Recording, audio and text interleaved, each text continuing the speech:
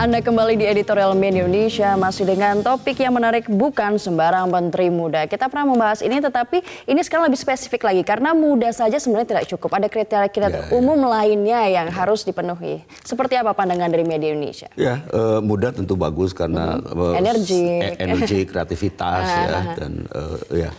Tapi kan di luar soal muda juga harus punya kecakapan ya. Paling tidak profesionalitas dan integritas itu dua. Terus kemudian itu syarat yang nggak bisa ditawar lagi. Kalau profesional saja orang bisa bekerja dengan baik sesuai tanggung jawabnya. Tapi kalau tidak di backup dengan integritas, dia orang bisa korupsi juga. Tapi integritas saja, kejujuran saja, kalau tidak punya profesionalitas, itu juga bisa dibodohin orang. Nah, pengalaman juga menjadi salah satu yang digarisbawahi di editorial kali ini. Betul. Jadi saya kira itu penting.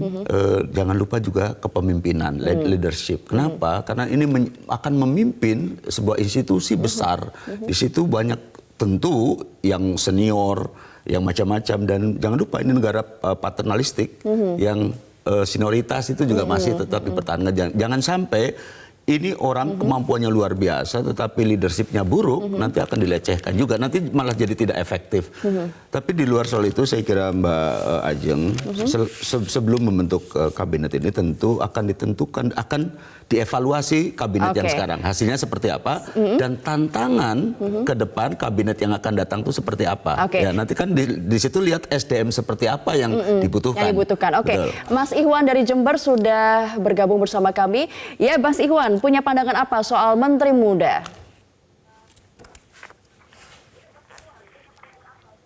Mas Ikhwan dari Jember, Jawa Timur, selamat pagi. Selamat pagi, gimana, Pak Mas? Ajeng, Kang Jajat. Ya, silakan, Pak.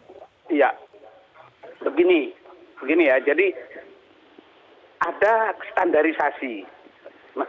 Presiden jelas punya standarisasi. Yang pertama jelas itu legalitas. Jadi kaitannya dengan hukum, Undang-Undang Dasar dan yang mengaturnya. Kemudian yang kedua itu didasarkan kepada program nasional yang direncanakan oleh Presiden.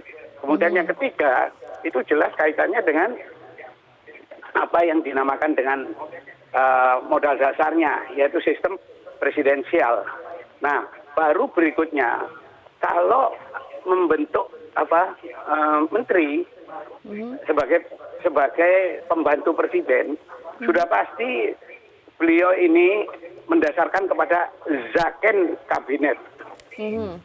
Nah, dengan pertimbangan yang lain, yaitu masalah politik, sosial kultural, sosial psikologis, religiositas. Saya kira begitu.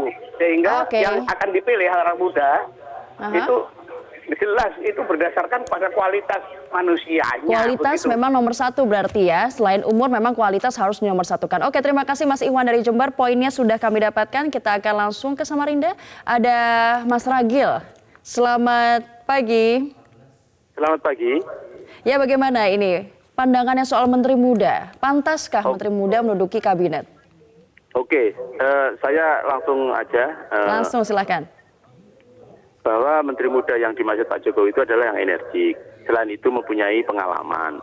Saya pikir ini adalah hal yang sangat strategis sekali. 5 tahun ke depan Pak Jokowi harus sudah paripurna. Artinya tidak hanya mencari menteri yang katakanlah pesanan partai atau dalam tanda petik apa, tapi menteri muda yang memang capable. Contohnya dia mempunyai pengalaman di daerah misalnya. Di daerah seperti Kalimantan Timur banyak juga orang-orang muda yang mohon maaf anti korupsi dan mereka betul-betul sebuah orang-orang yang memang bisa melawan paternalistis dan sebagainya. Nah, sekarang ini harusnya dijaring dari semuanya ini. Dan saya pikir ke depannya Pak Jokowi harus dibantu oleh menteri-menteri yang capable seperti kemarin Bu Susi. Itu sebenarnya tidaknya pendidikannya mungkin startup SMA atau SMP, tetapi beliau mempunyai pengalaman yang sangat canggih di bidang kelautan maupun di bidang yang lainnya. Siap. Terima kasih Mas Ragil dari Samarinda, Kalimantan Timur. Kita akan membahas juga dengan Mas Jajat usai jeda. Jangan kemana-mana, tetaplah di Editorial Media Indonesia.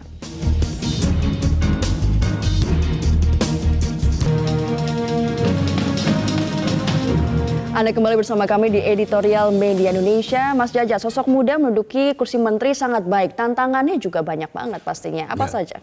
Ya, Pak Jokowi karena itu tadi disebutkan juga programnya apa nih yang kabinet kedua itu. Tapi ke depan memang menurut saya ini kan jangan dilupakan juga. Selain punya macam-macam juga harus punya yang disebut cinta tanah air itu, cinta negara itu jangan dilupakan ya. Karena apa? Karena itu sekarang jadi problem kita juga di dalam negeri ini. Karena itu, nah keluar tentu banyak misalnya ini kan perang dagang Amerika Cina sudah anggaplah akhir. Nah kita harus mengambil keuntungan besar dari kita semua ini dari problem itu. Nah mampu nggak kita mengambil keuntungan? Satu yang jangan lupa juga impor kita besar, tapi ekspor kita terkendala banyak Jadi hal. harus ada orang-orang yang jeli melihat peluang-peluang Nah, seperti ini itu ya. kita memang harus punya tim ekonomi yang luar biasa kuat dan juga tentu yang kemudian bisa kerjasama dengan pemerintah daerah. Jadi muda bukan sembarang muda berarti ya? Ya muda, ini kelas muda yang istimewa memang. Ini bukan sembarang muda, bukan memang dia punya pengalaman, dia punya profesionalitas. Tapi lebih dari itu dia punya juga kemampuan membaca peluang tren global yang dia harus mendapat keuntungan untuk negara tercinta ini. Iya, nah, susah tapi ada pasti ya. Dan semakin kesini saya melihat, saya kira Indonesia semakin banyak punya anak-anak muda yang disebut juga ada di berita kita dan juga saya kira banyak anak-anak muda tadi juga di Metro TV beberapa sosok yang menurut saya punya kemampuan itu ya.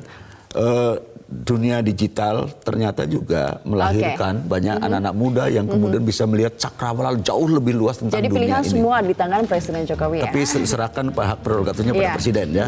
Bisa dari partai, bisa dari relawan, bisa dari pendukung, bisa juga yang lain profesional. Baik, tapi Mas haknya ada di presiden. Oke, kita lihat saja siapa kira-kira yang akan dipilih, masih lama tetapi kita juga harus lihat dari sekarang. Dan Terima kasih. jangan terulang yang dulu. Kita nanti ada ada reshuffle kemudian ngambek sakit hati, kemudian jadi Jangan oposisi sampai ya. gitu. Makasih Mas Jajat. Dan pemirsa, sosok muda untuk menduduki posisi menteri sangat baik asalkan tidak dipaksakan dan benar-benar melalui pertimbangan yang objektif.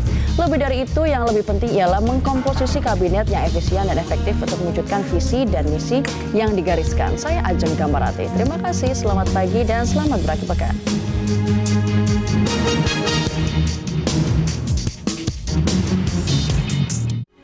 Metro TV, knowledge to elevate.